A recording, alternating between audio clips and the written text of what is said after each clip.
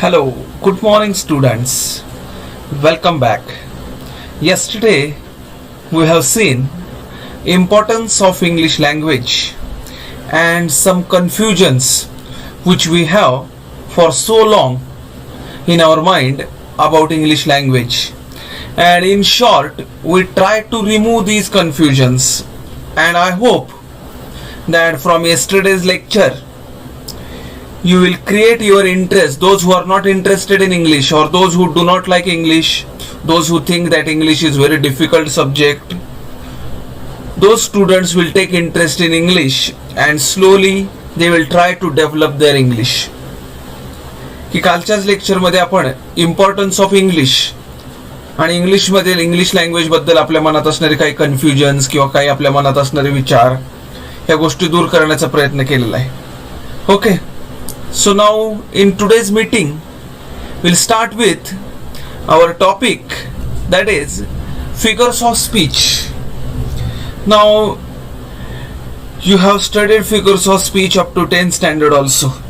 There are so many figures of speech in English, and mainly these figures of speech are importantly or mainly they are used in poetry.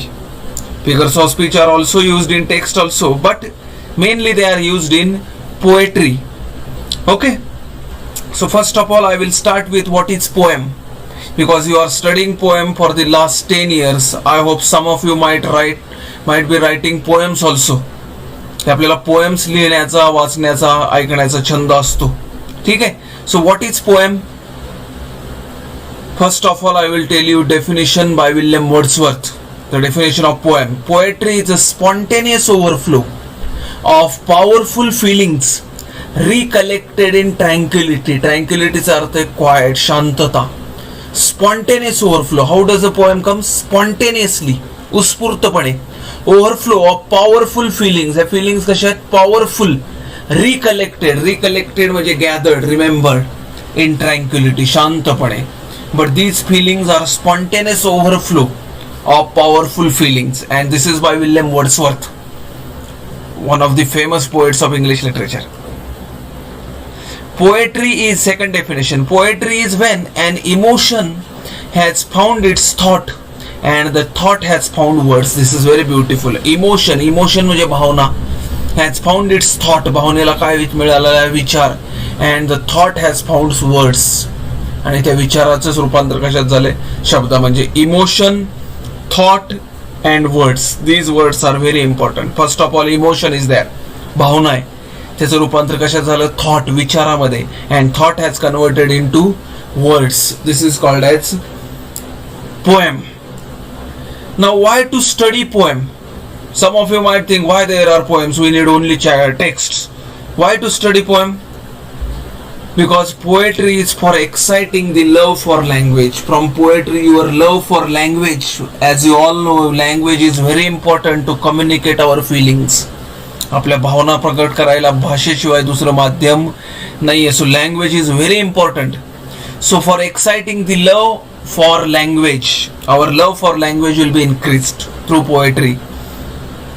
Poetry educates the emotions and enhances the power of imagination. Educates the emotions. Our emotions are educated, means we try to control our emotions, or emotions are educated. And enhance म्हणजे वाढवणे, develop करणे. The power of imagination, काल्पनिक शक्ती, कल्पना करण्याची शक्ती आपली वाढते.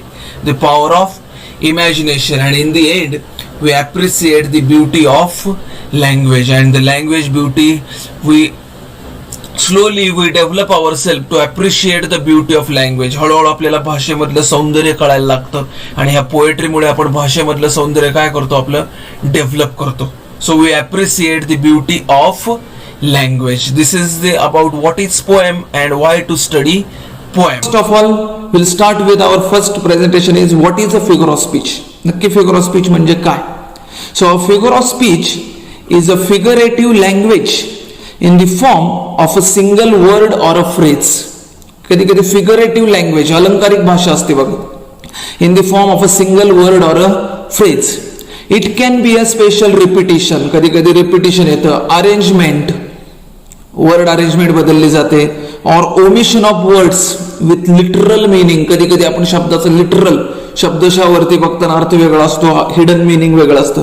or a phrase with a specialized meaning not based on the literal meaning of the word. Sometimes the literal meaning is totally different from the hidden meaning. कधी कधी वरचं बघता meaning वेगळा असतो, आतमध्ये अर्थ त्याचा वेगळा येतो. A figure of speech is essentially a word or a phrase used in a non-literal sense for a rhetorical or vivid effect. कधी कधी तो rhetorically दिलेला असतो किंवा त्या पद्धतीने इफेक्ट दिला असतो. रेटॉरिकल म्हणजे काय आपण ते पुढे स्लाइड मध्ये पाहणार आहे.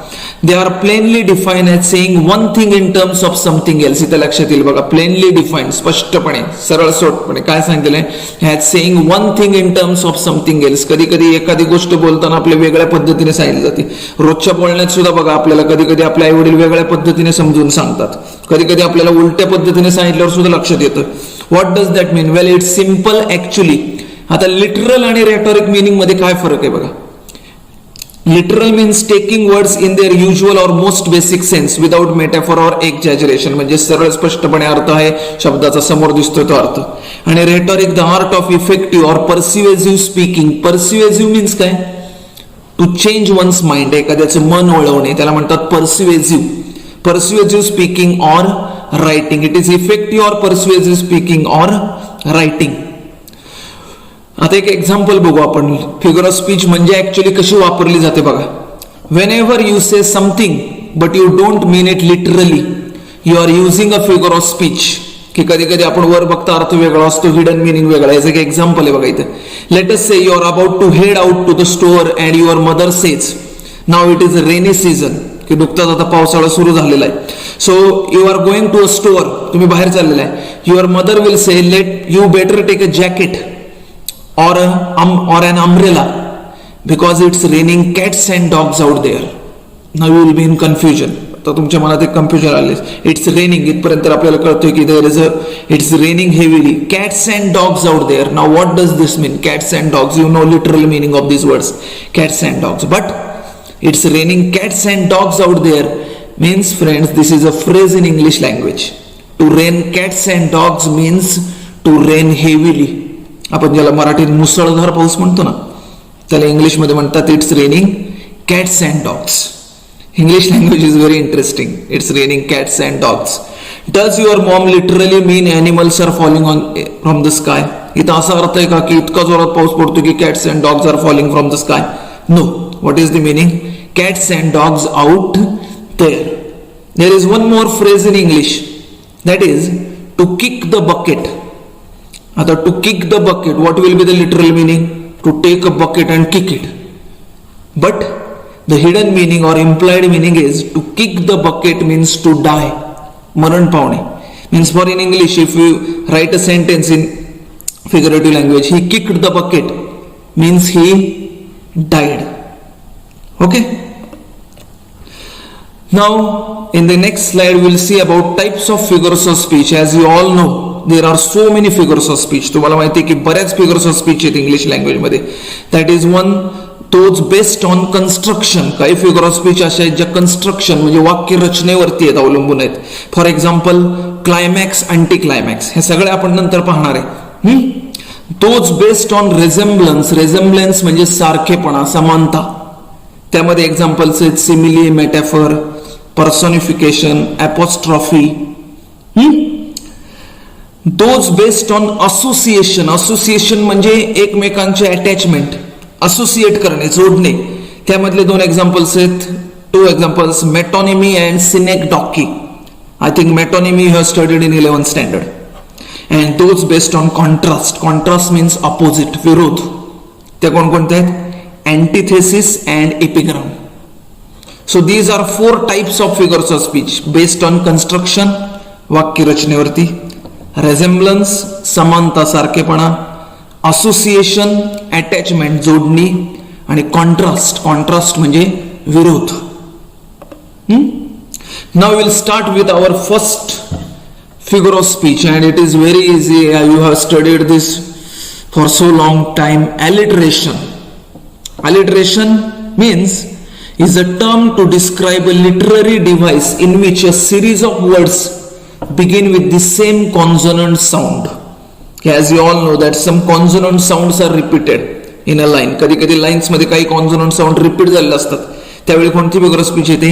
Alliteration. Here you will see a classic example, all time favourite example. She cells seashells by the seashore. Here you can see I have deliberately underlined that thing. She sells. S sound is repeated everywhere. She sells seashells by the seashore. Here you can notice that S sound is repeated. So this consonant sound S is repeated. So this is an example of alliteration. Alliteration means a consonant sound is repeated at the beginning of the words. Our next figure of speech is related with repetition. So what is a repetition? Repetition is a figure of speech wherein a word or a group of words is repeated. As you can notice, in alliteration consonant sound is repeated, but in repetition words or a group of words is repeated. Here you can see, and miles to go before I sleep, and miles to go before I sleep. This is a very famous line from English literature. Miles to go before I sleep. And one more is there. Alone, alone, all alone on a wide sea. This line is from the Rime of Ancient Mariner by S.T. Coleridge. Coleridge नावाच्या एका पोएटने लिहिलेली एक poem आहे, The Rime of Ancient Mariner. Here, a character in the poem is stranded on the seashore, on the sea, and here he writes a line, alone, alone, all alone on a wide sea. तो समुद्रावरती एकटा अडकलेला होता. Alone, alone. Here alone word is repeated for 3 times and all is repeated for 2 times. इथं alone हा शब्द 3 वेळा repeat झालाय बघा, आणि all हा 2 वेळा. So this is an example of repetition. या पहिल्या 2 फिगर ऑफ स्पीच लक्षात आल्या. alliteration, sound is repeated, sound परत परत आलेला असतो. एलिटरेशन मध्ये साऊंड परत परत येतो. इथं she sells sea shells by the sea shore. आणि रिपिटेशन मध्ये वर्ड्स आर रिपीटेड, वर्ड्स परत परत रिपीट झालेले असतात बघा. Alone, alone, alone, all. लक्षात आले? Alliteration, repetition. Okay, now will turn towards our next figure of speech, that is simile. आता ही सुद्धा तुम्हाला फॅमिलियर, तुम्ही फॅमिलियर आहे त्याला. सिमिली. सिमिली मध्ये ब्रॅकेट मध्येच दिले बघा, मुद्दाम लक्षात ठेवायसाठी. Direct comparison, most important word is comparison, पण ती कशी आहे? Direct. In simile a comparison is made between 2 objects of different kinds. आता 2 ऑब्जेक्ट्स, 2 वेगवेगळे घटक आहेत. 2 ऑब्जेक्ट्स ऑफ डिफरंट काइंड्स, दोन्ही सेपरेट आहेत, वेगळे आहेत. Have however 1 point in common, पण त्या दोन्ही मध्ये काय? 1 पॉइंट, एक समानता असते. 1 point in common. The simile is usually introduced by the words as, like, as, so, such, similarly, etc. Simile मध्ये नेहमी कोणकोणते वर्ड्स वापरले जातात? Like, as, so, such, similarly, etc. म्हणजे पोएम्स मधल्या लाईन्स मध्ये तुम्हाला असे काही वर्ड्स दिसले, like, as, so, such, की तुम्ही ओळखायचे. You will recognize that this is an example of simile. Now we will see one example. Example बघितल्यावर तुमच्या जास्त लक्षात येईल. My love is like a red red rose. This is a line by Robert Burns. Robert Burns नावाच्या पोएटनी एक poem लिहिली होती. त्या पोएमचं नाव होतं रेड रेड रोज, आणि त्याची फर्स्ट लाईन आहे, my love is like a red red rose that newly sprung in June. की here comparison is made between, I have deliberately darken it in red colour, love and a red red rose. Different objects आहेत, दोन्ही वेगवेगळे घटक आहेत, love आणि red red रोज. आणि त्याचे direct comparison कोणत्या वर्डमुळे? Like. So you will understand, my love is like a red red rose. This is an example of simile, direct comparison between love and a red red rose. Now our next figure of speech is metaphor. आता आपण पुढची figure of speech सुरू करतोय, metaphor. मेटाफरला काय लिहिले आपण? Indirect comparison. ही comparison कशी आहे? इनडायरेक्ट, अस्पष्टपणे केलेली तुलना आहे. A metaphor is an implied simile. बघा, ही सिमिली इम्प्लाइड म्हणजे काय? हिडन, लपलेली. Implied simile, it does not like the simile state that one thing is like another. बघा इथं like असा वर्ड येणार नाही, or acts as another but takes that for granted and proceeds as if the two things were one. म्हणजे थोडक्यात shortly you can remember that metaphor is an indirect comparison. For example, the camel is a ship of the desert. As you all know, this is a very famous example of metaphor. The camel, here camel is compared with ship. कॅमलची तुलना कशाबरोबर केलेली आहे? Ship. Camel is called as a ship of the dessert. तुम्हाला सगळ्यांना माहिती की उंटाला वाळवंटाचं काय म्हणतात? जहाज. इथं तुलना कोणाची? कॅमल आणि शिप. नाव दिस एक्झाम्पल, हेच एक्झाम्पल जर आपण असं म्हटलं असतं की camel is like a ship of the desert, it will be converted in to simile. So only the difference is with the words like, as, so, such. लक्षात आलंय? Simile, direct comparison, metaphor, indirect comparison. This will be the difference. Simile and metaphor. Note, one important note is there. Every simile can be compressed into a metaphor and every metaphor can be expanded into simile. बघा, every simile can be compressed. Simile चे metaphor करताना ती काय केली जाते? compress, shorten केली जाते. and every metaphor can be expanded, पण metaphor ही expand केली जाते into a simile. Example, instead of saying Akash fought like a lion, बघा इथं Akash and lion are compared, but how? with the word like, so it is simile. त्याच्याऐवजी we can say Akash was a lion in the fight. Here metaphor, here you will notice that like word is not used. like हा वापरलेला नाही. Akash was a lion in the fight. Again Akash and lion are compared, but implied, hidden meaning is there. So every simile can be compressed into metaphor and every metaphor can be expanded into simile. दोन्हीच आपण transformation करू शकतो. लक्षात आलं? simile and metaphor. okay, now next figure of speech is antithesis. what is antithesis? you have already studied this figure of speech in 11th standard also. in antithesis, a striking opposition or contrast of words, बघा इथेच लक्षात येईल, opposition or contrast, opposition आहे, विरोध आहे, are used in a different halves म्हणजे parts, भाग of a line for poetic effect. की एकाच लाईन मध्ये दोन ऑपोजिट वर्ड्स वापरलेले असतात पोएटनी. कशासाठी? पोएटिक इफेक्ट साठी. पण हे ऑपोजिट वर्ड्स कसे आहेत? इन डिफरंट हाल्स, दोन वेगवेगळ्या भागात आहेत, नॉट टुगेदर, एकत्र येत नाही. तुम्हाला लक्षात येईल एक्झाम्पल वरून. A famous quotation or famous line is united we stand, divided we fall. In the time of American independence given by Winston Churchill. काय सांगितलं होतं? अमेरिकन पीपलला मेसेज होता त्यांचा, united we stand, divided we fall. If we unite we will stand, no one will able to defeat us, but if we divide we will fall. United, divided, stand, fall, opposite words आहेत, पण कशा आलेत? United एका haulm मध्ये, part मध्ये, divided दुसऱ्या part मध्ये, stand एका पार्ट मध्ये, फॉल दुसऱ्या पार्ट मध्ये. लक्षात आले? अजून एक आहे famous line by William Shakespeare, to err is human and to forgive is divine. To err म्हणजे टू मेक मिस्टेक, चुकणं हा कोणाचा धर्म आहे? माणसाचा. टू फॉरगिव्ह, पण त्याला क्षमा करणे हा कोणाचा आहे? डिव्हाइन, परमेश्वराचा आहे. Human and divine. अँटिथेसिस लक्षात आलंय? ऑपोजिशन और contrast but in different halves of a line. आता अँटिथेसिस बरोबरच अजून एक फिगर ऑफ स्पीच आहे, oxymoron. Oxymoron means what? Oxymoron definition बघा, you already studied this one also. Oxymoron पण तुम्हाला झालेली आहे पाठीमागच्या वर्षी. In oxymoron, two words of opposite meaning are used side by side for a person और a thing. बघा आता फरक काय? अँटिथेसिस मध्ये पण काय होतं? ऑपोजिशन और contrast of words used in different halls of a line for poetic effect.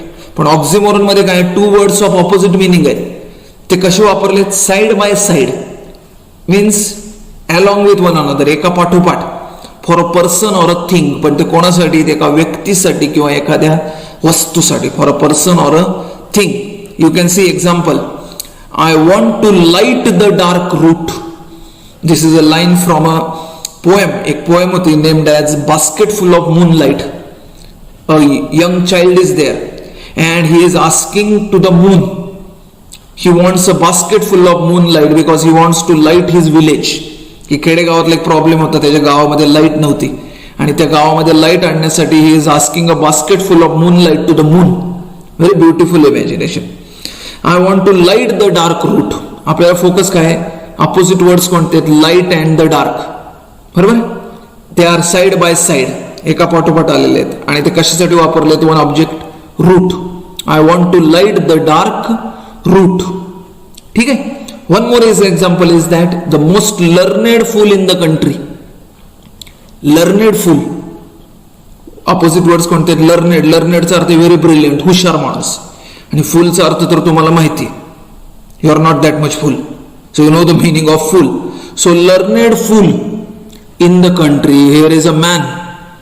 He is called as most learned fool in the country. Country means here village.